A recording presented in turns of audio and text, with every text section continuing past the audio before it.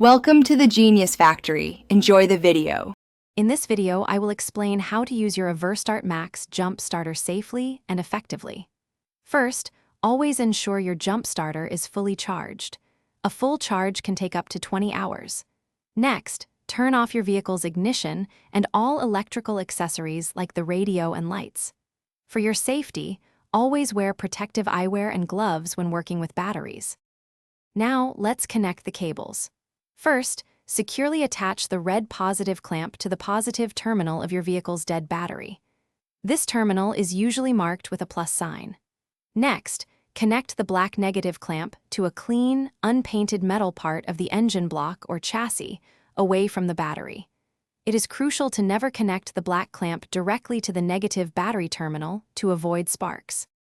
With the clamps securely connected, it's time to start your vehicle. Turn on your Everstart Maxx jump starter and allow a few seconds for it to activate.